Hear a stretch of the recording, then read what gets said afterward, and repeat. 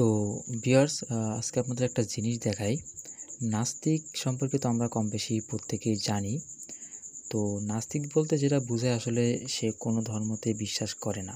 কিন্তু আ আমরা এটা জানি যে বেশিরভাগ নাস্তিকরাই মুসলমানদের বিপক্ষে তারা কথা বলে, বিভিন্ন পোস্ট করে, বিভিন্ন উস্কানিমূলক কথা বলে। তো তেমনই একটা নাস্তিকের আমি ফেসবুকে ঘাটাঘাটি করতে যেয়ে একটা কমেন্ট বক্স থেকে এই নাস্তিকের আইডিটা নাস্তিকের একটা কমেন্ট দেখে আমি সেখানে তার আইডিটা একটু চেক করলাম। তো তার একটা জিনিস আমার খেয়ালে আসলো, একটা চোখে আসলো। সেটা আপনাদের সাথে শেয়ার করার জন্য আমি ভিডিওটি করছি। তো এটা আসলে নাস্তিক নাকি কোনো ফেক আইডি এটা আমি বলতে পারবো না। আইডিটার নাম দেখতে পাচ্ছেন আব্দুল্লাহ, একটি মুসলিম নেম আরকি। তো এখানে তার সমস্যা হচ্ছে, আমি আপনাদের দেখাচ্ছি, একটু ভালোভাবে খেয়াল করুন। দেখুন এই পোস্টটা নিয়ে। এই পোস্টটাতে সে লিখেছে যে দুনিয়াতে যেটা হারাম জান্নাতে সেটা হালাল কেন? এটা হচ্ছে তার প্রশ্ন।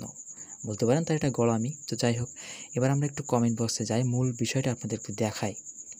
তো এখানে এক ভাই সুন্দর একটা কমেন্ট করেছেন। তার এই যে প্রশ্নের উত্তরে তিনি লিখেছেন, দেখুন যে পরীক্ষার হলে বই নেয়া নিষিদ্ধ, ক্লাসরুমে বা বাসায় বই নিলে সমস্যা নেই। দুনিয়া একটা পরীক্ষা ক্ষেত্র, এখানে আদেশ নিষেধ মেনে চলতে হয়। জান্নাত হলো নিজের বাসার মতো, যা মন চায় করো, কেউ কিচ্ছু বলবে না। আর ধর্ম মানেন আর না মানেন, ধর্মে যা যা বলা হয়েছে আমাদের ভালোর জন্যই বলা হয়েছে, এখানে স্রষ্টার কোনো লাভ লস নাই। তো এখানে একটি সুন্দর উত্তর তিনি দিয়েছেন এই যে পোস্টার ভিত্তিতে। তো এবার চলুন মূল বিষয়টা আপনাদের একটু দেখাই, যে জন্য মূলত ভিডিওটি করা। দেখুন এইখানে আমি এর রিপ্লাইতে যাই। তো রিপ্লাইতে এই কমেন্টের সেই নাস্তিক সে আবার কি লিখেছেন দেখুন, এই দুনিয়াটাই আমার ঘর। নাউজুবিল্লাহ। আসলে কতটুকু জ্ঞানের ঘাটতি, কত পরিমাণ জ্ঞানের নিম্ন পর্যায় হলে এরকম লিখতে পারে যে এই দুনিয়াটাই আমার ঘর। আসলে আমরা তো সবাই জানি যে দুনিয়াতে কেউ চিরদিন বেঁচে থাকে না। তারপরেও আসলে তার মাথার ভিতরে যে কী, এইসব নাস্তিকদের আসলে কি বলবো। তো যাই হোক, দেখুন এবার তার রিপ্লাইতে আবার একজন দিছে যে ঘর ঠিক আছে, বাট দুনিয়াটা অস্থায়ী, চিরস্থায়ী নয়। এখানে সেই নাস্তিকটি আবার লিখেছেন যে চিরস্থায়ী হওয়া উচিত ছিল। মানে কোন লেভেলের মানে কি কোন লেভেলের পাগল, আপনারা এবার দেখুন।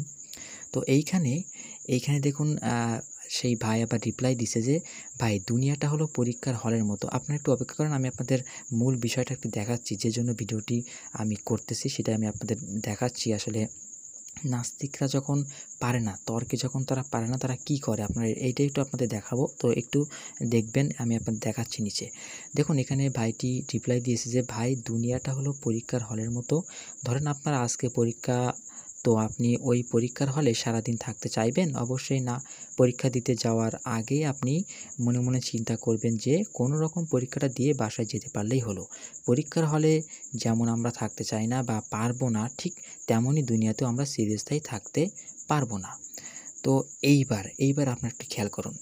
যখন আসলে এই যে কমেন্ট রিপ্লাই খেলায় যখন সে পারতেছে না, দেখতেছে যে তার কোনো যুক্তি খাটতেছে না, তখন সে এবার কি রিপ্লাই দিছে এবার একটু দেখুন।